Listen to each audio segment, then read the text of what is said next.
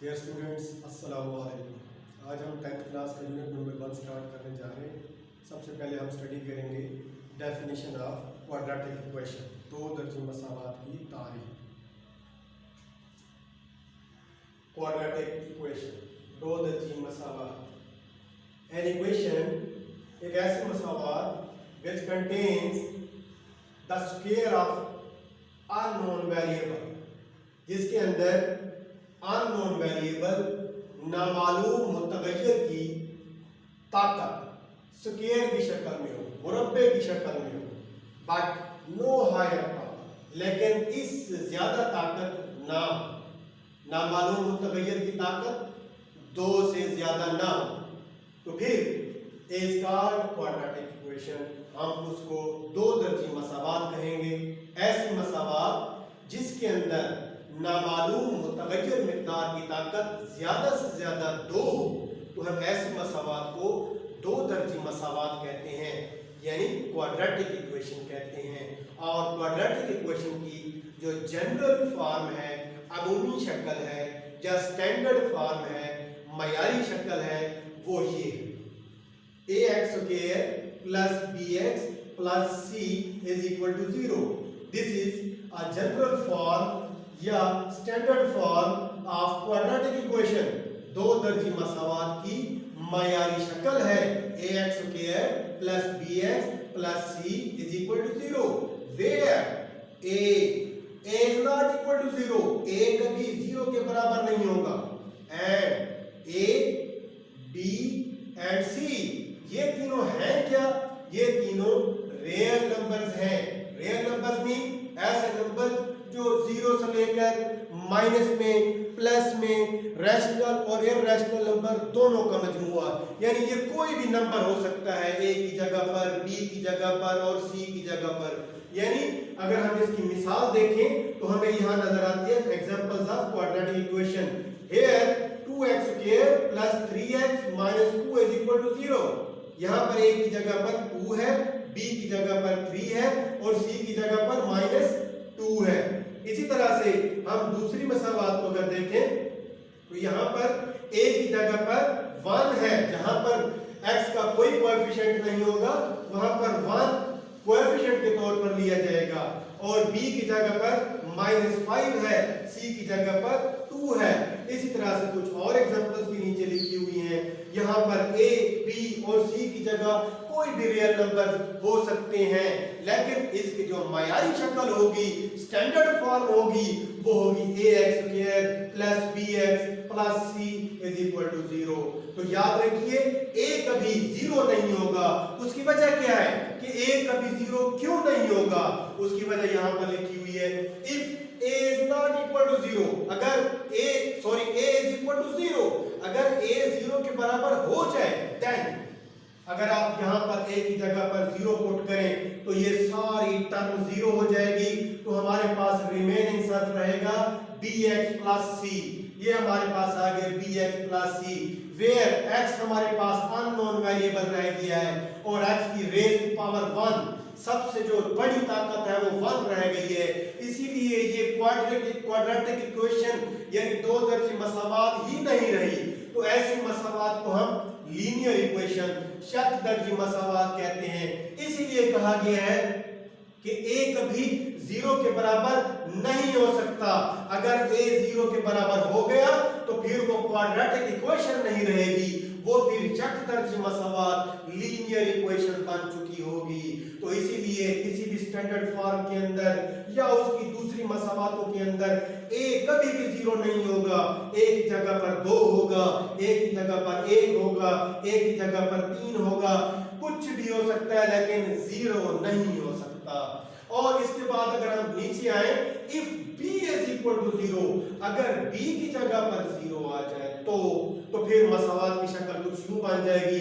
अगर b की जगह पर 0 पुट करें तो फिर ये टर्म 0 हो जाएगी, बाकी रहने वाली टर्म्स रह जाएंगी ax² और c। देखें ax² plus c, ये टर्म सारी 0 हो जाएगी, तो ax² plus c is equal to 0। इस मसावात को, जैसे उस मसावात को लीनियर इक्वेशन कहते हैं। इस इक्वेशन को हम क्वाड्रेटिक इक्वेशन तो कहेंगे क्योंकि नामालूम मिकदार की ताकत ज्यादा से ज्यादा 2 है, इसीलिए ये क्वाड्रेटिक इक्वेशन तो कहलाएगी। लेकिन इस b के 0 हो जाने की वजह से हम इस मसावात का नाम रखते हैं प्योर क्वाड्रेटिक इक्वेशन, खालिस 2 दर्जी मसावात, जिसको हम प्योर क्वाड्रेटिक इक्वेशन कहेंगे। तो ये जो मसावात है इसकी मिसालें और इसकी जो मयारी शक्ल है वो भी ज़हन में रखें। ये आपके एनुअल पेपर के एमसीक्यूज में भी आती है। देखिए आप examples of pure quadratic equation, यहाँ पर a की जगह पर 4 है और c की जगह पर -5 है, और a की जगह पर यहाँ 2 है और c की जगह पर 3 है। 4x² - 5 = 0 is pure quadratic equation. 2x² + 3 = 0 is pure quadratic equation. So ax² + c = 0 is a pure quadratic equation. So ये क्लियर हो जाना चाहिए कि जब a 0 होगा तो फिर क्वाड्रेटिक इक्वेशन नहीं होगी, वो फिर लीनियर इक्वेशन होगी। अगर b 0 पुट कर दिया जाए तो फिर वो क्वाड्रेटिक इक्वेशन नहीं रहेगी, वो फिर प्योर क्वाड्रेटिक इक्वेशन बन चुकी होगी।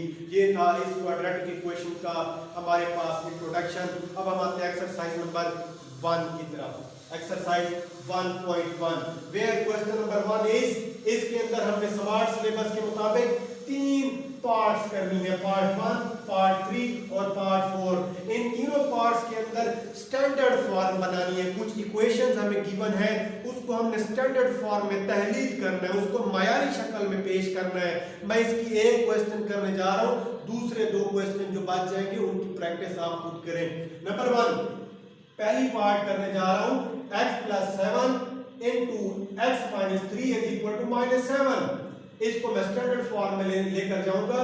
देखें ये दोनों मल्टीप्लाई हो रहे हैं, तो मैं मल्टीप्लाई करने जा रहा हूं। x को x से मल्टीप्लाई किया x², फिर x को मल्टीप्लाई किया 3 के साथ तो माइनस का 3x, फिर इस तरह से 7 को मल्टीप्लाई करने जा रहा हूं x के साथ तो प्लस का 7x, उसके बाद प्लस माइनस माइनस 7 3 21। अब रह गया हमारे पास माइनस का 7। अगर हम इक्वेशन के लेफ्ट जानब इसको लेकर आएंगे तो ये माइनस का 7 अब प्लस का 7 रह गया है, इक्वल टू 0, वहां पर कुछ नहीं रहा। इसीलिए जब हम इसको मुख्तसर करेंगे तो x² वैसे का वैसे प्लस 7x - 3x हमारे पास प्लस का 4x आ जाएगा, और माइनस का 21 प्लस का 7। तो अगर माइनस को देखें तो बड़ी साइन है, हम -21 को प्लस 7 के साथ जब ऐड करेंगे तो -14 हमारे पास आंसर आएगा। अगर हम गौर से देखें तो ये स्टैंडर्ड फॉर्म बन चुकी है।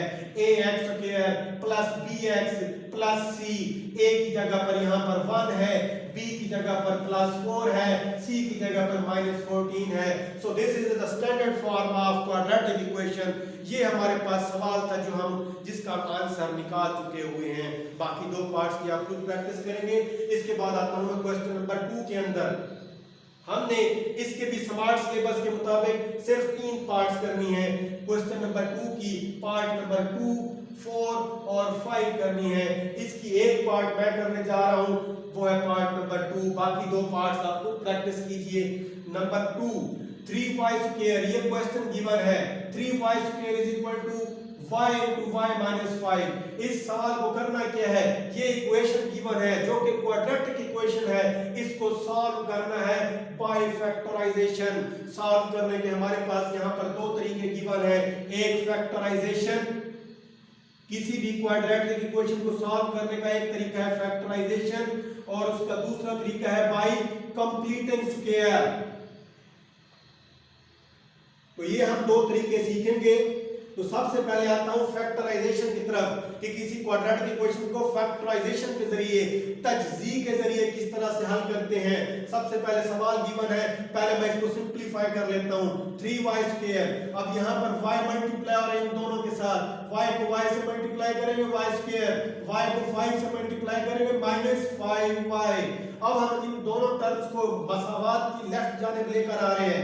3y², यहां पर ले जाएंगे तो यहां पर प्लस की बजाय माइनस हो जाएगा, और 5y को जब यहां पर लेकर आएंगे तो माइनस की बजाय +5 हो जाएगा, इज इक्वल टू वहां पर कुछ नहीं रहा, दैट इज वाई 0। तो फिर इसके बाद आगे जब सिंप्लीफाई करते हैं 3y² माइनस y² हमारे पास आ जाएगा 2y² और 5y वैसे का वैसे इज इक्वल टू 0। अब हम इन दोनों में देखते हैं, इन दोनों टर्म्स में हमें नजर आ रहा है y कॉमन है, तो मैंने y को कॉमन ले लिया, तो फिर अंदर मेरे पास क्या रह गया 2y, क्योंकि एक y कॉमन ले लिया हुआ है और y भी बाहर चला गया, तो मेरे पास रह गया +5 इज इक्वल टू 0। अब दो टर्म्स, एक टर्म ये y और दूसरी टर्म ये 2y + 5, ये दोनों मल्टीप्लाई हो रही है। गौर से देखें, ये दोनों मल्टीप्लाई हो रही है और दोनों मल्टीप्लाई होकर आंसर दे रही है 0।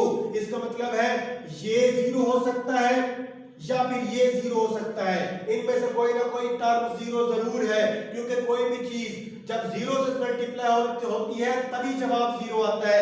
इसीलिए या फिर ये 0 है या फिर ये 0 है। तो मैं सपोज कर लेता हूं कि ये दोनों फर्ज करें 0 है, y is equal to 0 and 2y + 5 is equal to 0। मैंने दोनों को 0 के बराबर रख लिया, तो मेरे पास y का पहला आंसर आ गया, y इज इक्वल टू 0। यहां से भी मैं y का आंसर निकालने की कोशिश करता हूं, 2y + 5 इज इक्वल टू 0। मैं 5 को उधर लेकर जाने की कोशिश करता हूं, जब वहां पर लेकर जाऊंगा तो +5 माइनस का हो जाएगा, और इसके बाद मैं जब दोनों तरफ 2 से डिवाइड करता हूं तो 2 से कैंसिल हो जाता है, y इज इक्वल टू -5/2। तो मेरे पास y का दूसरा आंसर भी आ गया। पहला आंसर है y बराबर 0 और दूसरा आंसर है y बराबर -5/2। तो आखिर में हमने इस आंसर को लिखना किस तरह से है, सॉल्यूशन सेट, हल सेट की शक्ल में। हल सेट बराबर है, सेट वाली ब्रैकेट्स डालनी है, कर्ली ब्रैकेट्स डालनी है। तो सबसे पहले छोटी वैल्यू डालनी होती है, माइनस वाली वैल्यूज हमेशा छोटी होती हैं। उसके बाद कॉमा लगाकर जो दूसरा जवाब आएगा वो लिखना है आपने। तो इन दोनों को जब इन ब्रैकेट्स में डालकर लिखेंगे तो ये हमारा हल सेट बन जाएगा। That is the solution of the given equation. जो हमें इक्वेशन गिवन थी उसका सॉल्यूशन निकल आया ये। तो ये तरीका था फैक्टराइजेशन का, जिसके तहत हमने किसी मसावात को हल करना था। तो इसकी जो बकाया दो रिमेनिंग हमारे पास पार्ट्स बच चुकी हैं, इनको आप घर पे प्रैक्टिस कीजिए। अगर उनमें कोई मसाइल आ रहे हों तो इदारे के हमारे जो गिवन सेक्शन के नंबर से वहाँ पर रब्ता करें, या फिर डायरेक्ट मेरे साथ भी रब्ता कर सकते हैं। अल्लाह आपका हामी नासिर हो। अल्लाह हाफिज़।